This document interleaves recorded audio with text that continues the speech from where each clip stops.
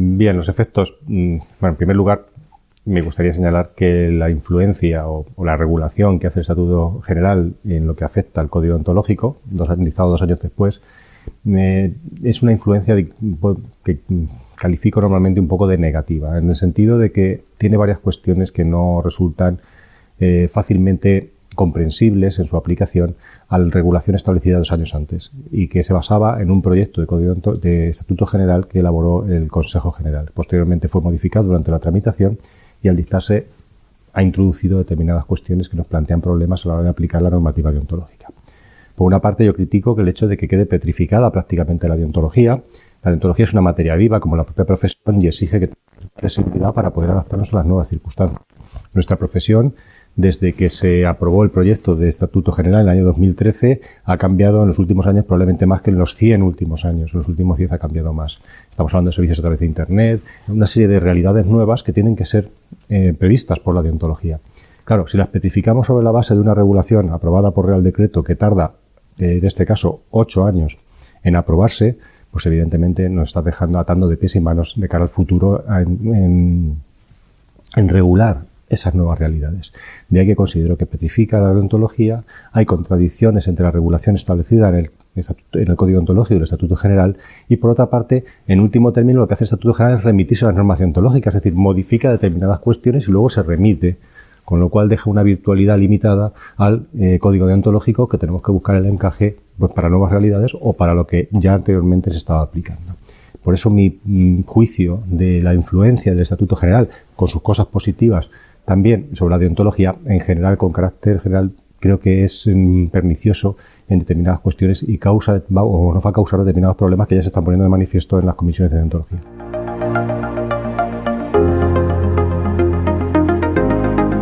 En mi opinión, no. Creo que es una mención interesada, para que quede muy claro. Pero el mandato representativo es lo que es una figura jurídica y, en consecuencia, al final la conclusión que se saca, que es la lógica, es que quien actúa como mandato representativo del cliente en realidad no está actuando realmente como abogado o abogada, está actuando como un apoderado, como un mandatario del cliente y sujeto, por tanto, a las reglas del mandato.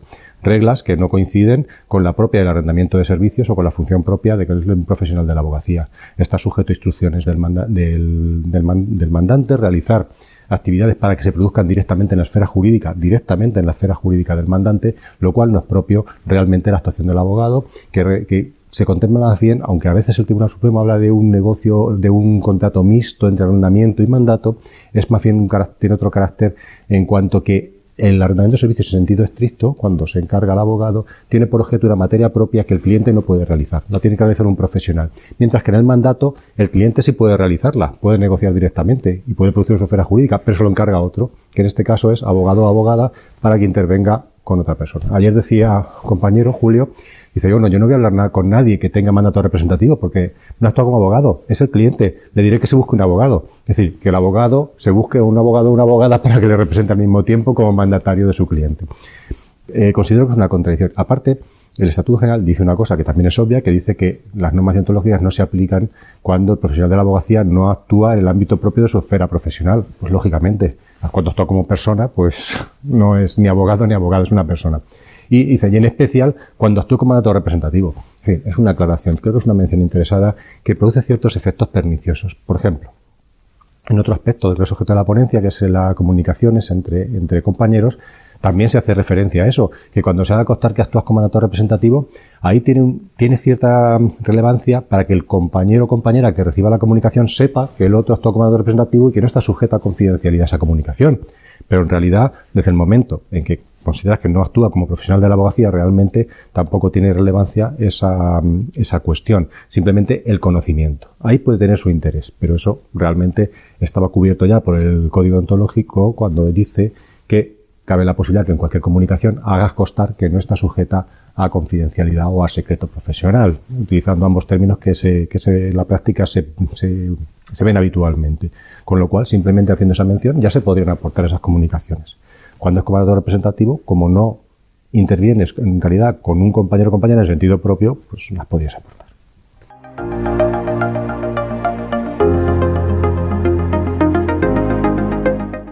Según cómo se entienda. Ahí es el gran problema, o es un problema que podemos tener en tema de las comunicaciones entre compañeros.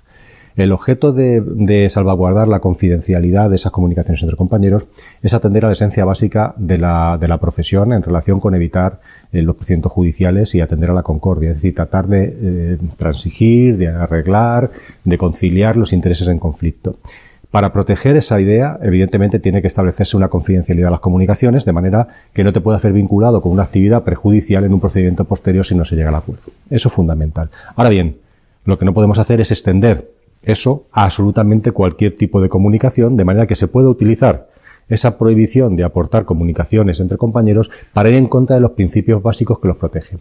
Por ejemplo, hay determinadas infracciones en el código deontológico que tú puedes comunicar, que tienes que comunicar al compañero. Por ejemplo, los compañeros están negociando y el código deontológico señala que antes de interponer una demanda a uno de ellos hay que comunicar al otro que las negociaciones han terminado, para que no tenga un efecto sorpresivo. Bien, imaginemos que eso es así, se comunica, se interpone la demanda y el otro compañero o compañera, con mala fe, dice que se ha vulnerado este precepto en el sentido de que estaban negociando y se ha puesto la demanda sin avisarle. Con lo cual, la única forma de poder acreditar que sí se le ha comunicado es aportando la comunicación, que no tiene un carácter secreto, es confidencial, pero lo que no puede hacerse es decir, ahora voy a ser sancionado porque no puedo aportar esa comunicación para defenderme. Y no la puedo aportar por otra cuestión que contempla el código deontológico, que protege más la confidencialidad de las comunicaciones que el propio secreto profesional, el cual se puede desvelar, según el código deontológico, en un procedimiento que vaya contra el letrado o con ocasión de un procedimiento contra su cliente, por ejemplo, se puede desvelar, mientras que las comunicaciones entre compañeros en ningún caso, salvo autorización de la Junta de Gobierno, que además es restrictiva porque solo se puede hacer por una causa grave y con arreglo a un procedimiento. Con lo cual, creo que si queremos proteger esa esencial confidencialidad de las comunicaciones entre compañeros y esa labor de concordia previa que se realiza por la abogacía y que nunca ha sido reconocida y que es importantísima, tanto en cantidad como en calidad, creo que debemos circunscribir a sus propios términos lo que debe ser confidencial y qué no debe ser confidencial. Desde luego no debe ser confidencial aquello que no tenga, digamos, contenido perjudicial para una de las partes y que vaya en contra de los principios básicos de la profesión.